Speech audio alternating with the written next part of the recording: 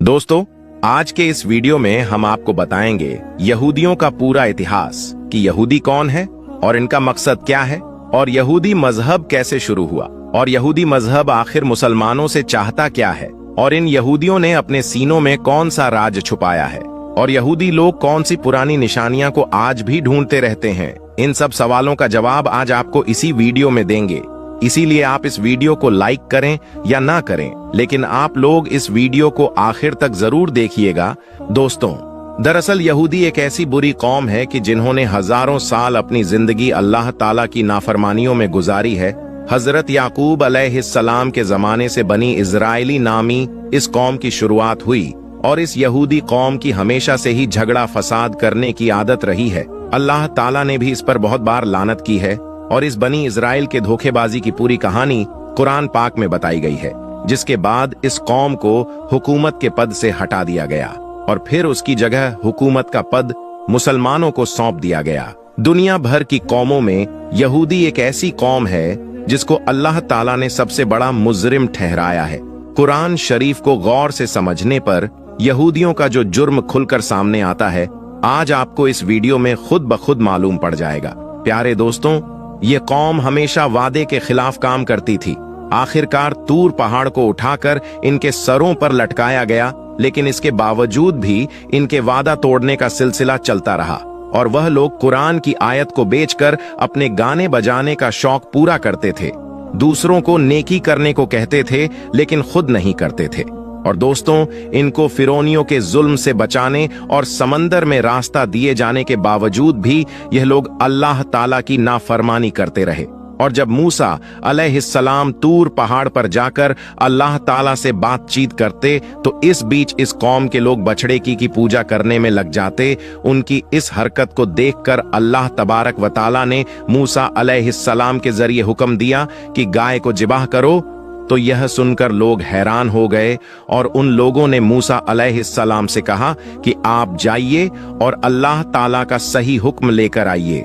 इस तरह इन लोगों ने 5 बार मूसा अलैहिस्सलाम को तूर पहाड़ पर भेजा, सिर्फ इसीलिए क्योंकि वह लोग गाय को जिबाह करने से बचना चाहते थे और वह लोग खुलेआम कहते थे कि वह अपनी आंखों से देखे बगैर अल्लाह पर ईमान नहीं लाएंगे। खैर दोस्तों, अल्लाह ताला ने जब इन्हें बगैर मेहनत किए आसमान से खाना भिजवा शुरू किया तो इन लोगों ने जिद करके उसको बंद करवाया और उन्होंने हजरत मूसा अलैहिस्सलाम से कहा कि उनके लिए खाने पीने का इंतजाम जैसे कि अनाज, सब्जियां, फल वगैरह जमीन में ही उगा दिया जाए। जबकि दोस्तों, रेगिस्तान की कड़क धूप से बचने के लिए भी अल्लाह ताला की तरफ से इन पर बादलों का साया किया गया। लेकिन इतना सब कुछ मिलने के बावजूद यह लोग अल्लाह ताला के सामने नहीं झुके। फिर अल्लाह ताला ने इन्हें बस्ती में दाखिल होते वक्त माफी मांगने का भी हुक्म दिया। हालांकि इस हुक्म को मानने में किसी तरह की कोई परेशानी नहीं थी, लेकिन पता नहीं इस कौम ने क्यों अल्लाह तबारक व ताला का हुक्म नहीं माना, जबकि अल्लाह ताला ने अपनी रहमत से इस बस्ती में 12 कबीलों के लिए अलग अलग 12 पानी के चश्मे पैदा कर दिए ताकि इन लोगों के बीच पानी को लेकर कभी झगड़ा ना हो। मगर इस एहसान के बावजूद भी वह लोग अल्लाह ताला के तमाम नबियों की बुराई करते रहे। आसमान से भेजे गए पैगंबरों को कत्ल करने और उन्हें फांसी पर लटकाने से भी बाज नहीं आते थे और इन्होंने ही हजरत यहया अलैहिस्सलाम को कत्ल करवा दिया था और हजरत ईसा अलैहिस्सलाम को सलीब पर लटकाने का प्लान भी इन्हीं लोगों ने बनाया था। लेकिन अल्लाह ताला ने हजरत ईसा अलैहिस्सलाम को आसमान की तरफ उठा लिया था और इन्हीं यहूदियों ने ईसा अलैहिस्सलाम समझकर उनके जैसे एक हम शक्ल को सूली पर चढ़ा दिया।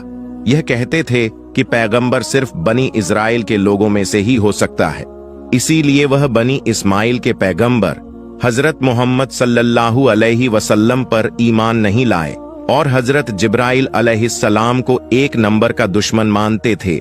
इसीलिए क्योंकि हजरत जिब्राइल अलैहिस्सलाम वही के जरिए इन लोगों की प्लानिंग की खबर अल्लाह ताला के नबियों को दे देते थे और यहूदी यह तक कहते हैं कि हजरत जिब्राइल अलैहिस्सलाम ने नबूवत के लिए किसी गलत इंसान को चुना है, माज अल्लाह। और दोस्तों, अगर नबी करीम सल्लल्लाहु अलैहि वसल्लम की मजलिस में इनके किसी आदमी के मुंह से सच्ची बात निकल भी जाती थी तो वह बाद में उन्हें बुरा भला कहते थे और बड़े दावे से इस कौम के लोग कहते थे कि अल्लाह ताला के चहीते हैं और जहन्नम की आग इनको कभी नहीं छुएगी। हालांकि इस यहूदी कौम के आपस के झगड़े भी बहुत सख्त हुआ करते थे और यह आपस में मारकाट भी करते थे और कबीलों में जाकर कबीले के लोगों को बस्तियों से ही निकाल दिया करते थे, जैसा कि अब वह फिलिस्तीनियों के साथ कर रहे हैं। नबी करीम सल्लल्लाहु अलैहि वसल्लम के आने से पहले ये लोग एक नबी के आने की बात किया करते थे और मदीना वालों से कहा करते थे कि इस नबी को आने दो, हम तुमसे निपट लेंगे। लेकिन नबी करीम सल्लल्लाहु अलैहि वसल्लम के आने के बाद वही यहूदी रसूल पाक सल्लल्लाहु ताला अलैहि वसल्लम के बुरे दुश्मनों में से एक हो गए। और तो और यह लोग जादू भी सीखते और सिखाते थे और इसी जादू से मियाँ बीवी के बीच झगड़े फसाद करवा देते थे और इस जादू को हजरत सुलेमान अलैहिस्सलाम से भी जोड़ देते थे। हालांकि कुरान पाक में मौजूद है कि हजरत सुलेमान अलैहिस्सलाम का दूर दूर तक जादू से कोई मतलब नहीं है, कोई ताल्लुक नहीं है।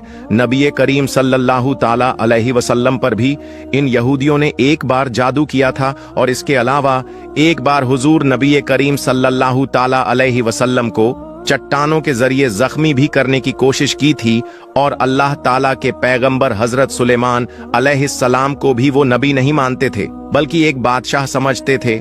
माज़अल्लाह, अपने पैगंबरों और नबी करीम सल्लल्लाहु ताला अलैहि वसल्लम से यह लोग खुरेद खुरेद कर सवाल किया करते थे और अपने साथ साथ मुसलमानों को भी यह काम करने के लिए उकसाते थे। लोगों को हमेशा सच्चाई के रास्ते से, हक के रास्ते से, अल्लाह ताला के रास्ते से रोकते थे और लोगों का माल नाजायज तरीके से खा जाते थे। इन्होंने इस जमीन पर 2 बार बहुत बड़ा झगड़ा फसाद किया है और तो और दूसरों की बीवियों को ताक झाक करने और उनसे खुद अपनी बेटियों बहनों के साथ बदकारी जिनाकारी करने का इल्जाम भी लगाते थे और ऐसा बेकार काम करने में यह जरा सी भी शर्म महसूस नहीं करते थे।